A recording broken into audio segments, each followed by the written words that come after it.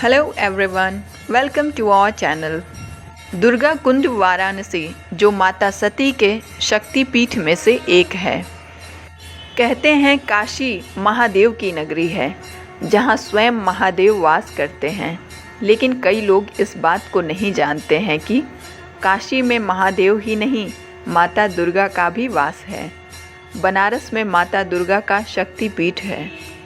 बनारस यानी वाराणसी वैसे तो देवाधिदेव महादेव की नगरी के रूप में दुनिया भर में जाना जाता है, लेकिन वो कहते हैं ना कि शिव के बिना शक्ति और शक्ति के बिना शिव अधूरे हैं।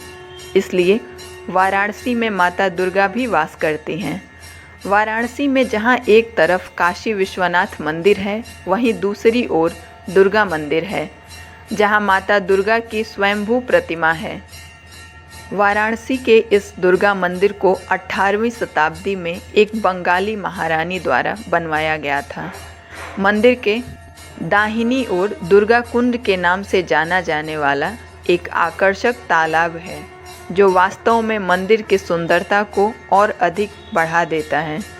तालाब के चारों तरफ पत्थर की सीढ़ियां हैं और साथ ही तालाब के हर कोने पर घड़ी के खंभे हैं। कहा जाता है कि मंदिर में उपलब्ध देवी दुर्गा की मूर्ति मानव निर्मित नहीं है, बल्कि यह मंदिर में अपने आप प्रकट हुई थी। लाखों भक्त नवरात्रि के अन्य शुभ अवसरों पर दुर्गा मंदिर आते हैं और देवी दुर्गा से उनकी मनोकामना पूरी करने की प्रार्थना करते हैं।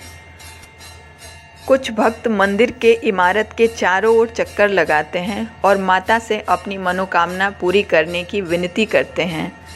ऐसा माना जाता है कि दुर्गा माता वाराणसी की हमेशा हर एक समस्याओं से रक्षा करती हैं। दुर्गा मंदिर अर्थात दुर्गा कुंड का इतिहास।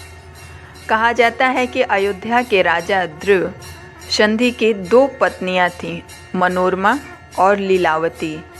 राजा के 2 पुत्र हुए, सुदर्शन जो मनोरमा से और शत्रुजीत जो लीलावती से उत्पन्न हुए। दोनों बेटे बहुत अच्छी शिक्षा प्राप्त कर रहे थे। एक दिन राजा ध्रुव संधि शिकार करने के लिए गए और उसी समय एक शेर ने उन्हें मार डाला। राजा के मंत्रियों ने सुदर्शन को अपना अगला राजा बनाने का निर्णय लिया, लेकिन राजा की दूसरी पत्नी ने इसका विरोध किया।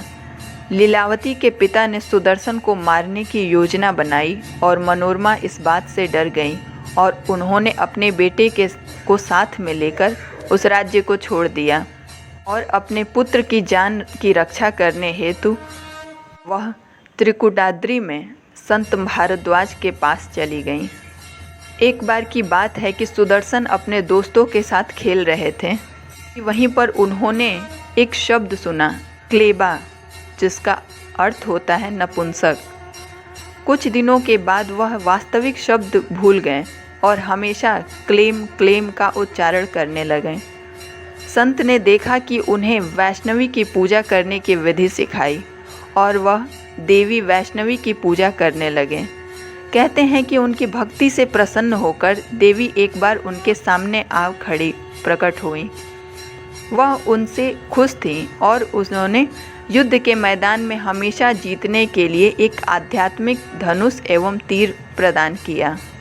वहीं दूसरी ओर शशिकला नामक एक कन्या जो काशी के राजा सुबाहु की पुत्री थी, उनको सुदर्शन से प्रेम हो गया क्योंकि उनके बारे में उन्होंने बहुत सुना था।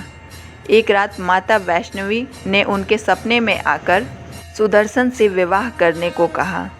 सुदर्शन भी अपनी माँ के साथ शशिकला के स्वयंवर में गए। स्वयंवर में यथाजीत भी अपने दादाजी के साथ आए थे। उसने घोषणा की कि शशिकला को चेतावनी दी और वह यथाजीत को अपने पति के रूप में चुने, अन्यथा वह दोनों को मार डालेगा। शशिकला के पिता बहुत डर गए, इसलिए उन्होंने अपनी बेटी यथाजीत से ही शादी करने के लिए अपनी बेटी को मनाने के प्रयास में लग गए, लेकिन उन्होंने इस बात से इनकार कर दिया और अपने पिता से कहा कि माता वैष्णवी रक्षा करेंगी हम सभी का। उसी रात सुबाहु ने अपनी पुत्री का विवाह सुदर्शन से कर दिया। इस घटना को सुनकर यथाजीत अपनी सेना के साथ काशी की सीमा पर सुदर्शन से युद्ध करने के लिए आया। उनके बीच भीषण युद्ध शुरू हो गया था। तभी देवी दुर्गा उनके समक्ष आईं और दोनों यथाजीत और शत्रुजीत को मार डाला। सारी सेना डर गई और युद्ध के मैदान से दूर चली गई। इस प्रकार सुदर्शन को युद्ध में विजय प्राप्त हुई। यह सब जानकर सुबाहु भी देवी वैष्णवी के भक्त बन गए और उनकी पूजा आराधना करने लगे। देवी वैष्णवी उनसे बहुत प्रसन्न हुई और उनसे कोई वरदान प्राप्त करने के लिए कहा। सुबाहु ने उनसे प्रार्थना की एवं विनती भी की कि माता काशी में निवास करें एवं काशी की रक्षा करें। देवी वैष्णवी ने दुर्गा कुंडम के तट पर रहना स्वीकार किया। यहाँ सुबाहु ने एक मंदिर का निर्माण करवा दिया।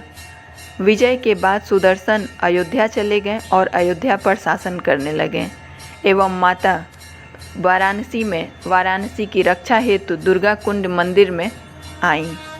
जय माता दी।